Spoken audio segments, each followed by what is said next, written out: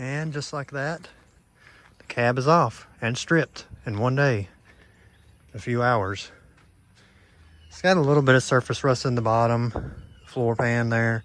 I had to do the same thing that I did to that other stolen cab that I wasted money on. Just kind of scrape it up, put some rust remover, rust dissolver on it, and spray it with some black Rust-Oleum just to make it good. Clean this cab up.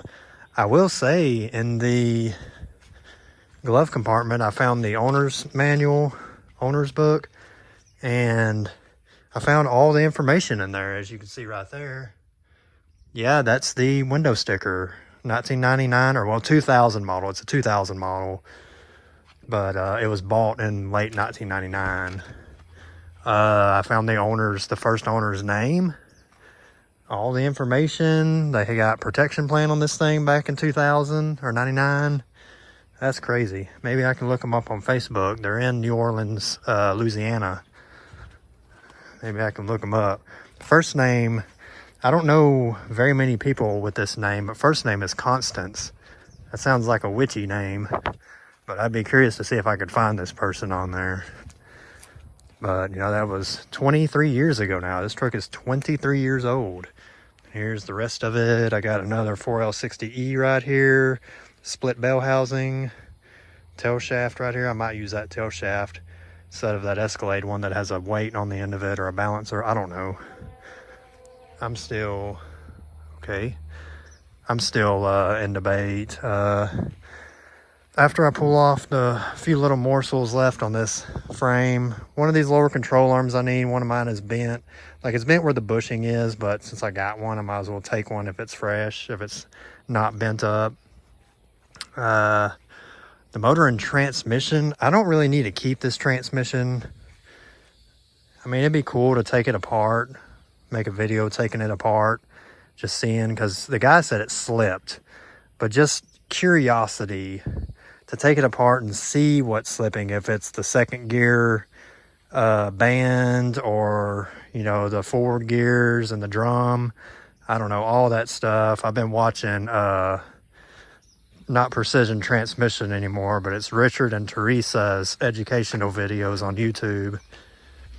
And it's my curiosity to take this thing apart and just see what it looks like. But if I keep it together, I could try to sell both of these as rebuildable cores. I heard this motor, I turned this motor over. It does have compression. It does hit, sounds like it hits on all 6 cylinders. It didn't start, obviously, but there's milkshake in the oil. Transmission fluid looks black. I mean, it's just maybe $100, $150 for both of them. I don't know. Rebuildable cores. I doubt anybody would want this Vortec V6, especially with it, you know, blown head gasket. I wouldn't want this junk. I mean, maybe the transmission to get rebuilt. But yeah, a little bit more rust than I thought. But I guess living down there by New Orleans, it's probably visited a beach once or twice in its life. But it's crazy because the bottom of the cab don't have any rust. It's, you know, gray, light gray color. You know, nothing. Let me see if I can look under there.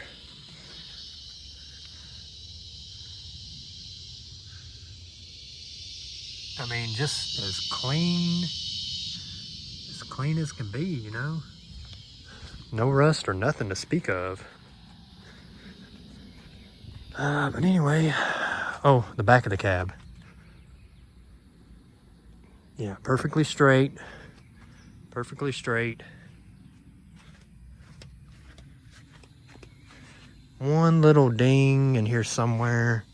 Right there, just a tiny, tiny, tiny little ding right there. But that's nothing. Roof is like pretty much baked.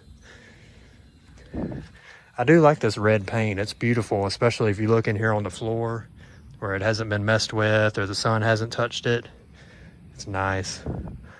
But honestly, if I got around to it, I'd like to scuff just this cab, scuff it and spray it with some Rust-Oleum white to match the doors and the bed and the front end.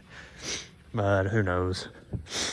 I got the right body mounts now. They're in here, which the only side that was messed up, the driver's side sat a little low in the back.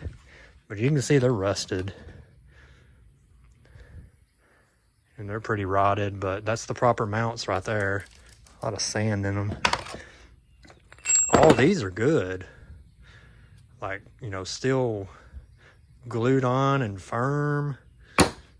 It's really just the 4 bushings right there. One of the core support bushings up here looked almost brand new, all of it. And then it's this one right here that looks like garbage. You see, that one's just, that part looks okay. But it's this one over here, I think, that looks almost brand new. Well, this one does have some rot, but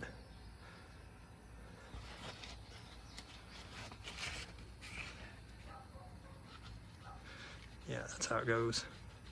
Still, I mean, the bottom is still there where it has the little slots where it goes into this, how it's cut right there.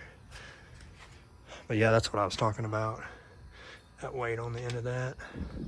But anyway, that's where I've gotten so far. I busted my ass today in the heat trying to get this cab pulled off and then pull any little morsel left off of this frame right here, and I'm going to carry it over to my grandmother's and put it out in the pasture because I don't want any more junk over here. I'm going to wait, hold off on scrapping anything. You know, the hood obviously needs to be scrapped. This door's bent. It ain't no good.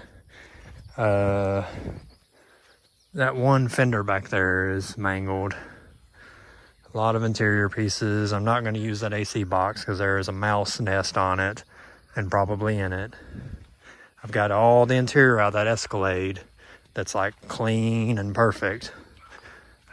I already tried to fit up the pedals with the drive-by-wire and the Hydro Boost. It slid right on, so I'm gonna guess, pretty sure that this firewall pan right here is the same as that Escalade. So the AC box and everything else from that Escalade should fit right on. I may try to adapt the floor padding, maybe even see if I could throw the carpet in here, the Escalade carpet. But I'm torn because I don't know, I really like this graphite interior color, even though this door is completely faded. That's just nasty looking. But I mean, if I put the Escalade interior in there with that light cream color, the back B pillars and the back band that goes below the back glass, I would have to paint match. And I've never really paint matched anything successfully, especially going to that cream color, that whatever light tan sandal color, beach color, whatever the hell it is. I don't know. I don't have fancy shit like that. But anyway, and again, obviously no fuel lines because that's a V6. I guess that's it. I'm gonna go ahead and end the video because there's nothing else to talk about. But I will come back at you whenever I get more work done on this. Probably another trip to the pick and pull yard because this thing has some catalytic converters on it. I'm gonna cut them off and just bring them to Andy to sell them because, you know, obviously if I part this thing out or whatever, I could probably at least get a little bit of money for these catalytic converters. I mean, they may not bring much, but I bet it's at least 50 bucks or something. You know, that's food money, gas money, something, a little extra profit. But yeah, all right, I will talk to you guys again later. You guys have a great day or night whenever you watch this.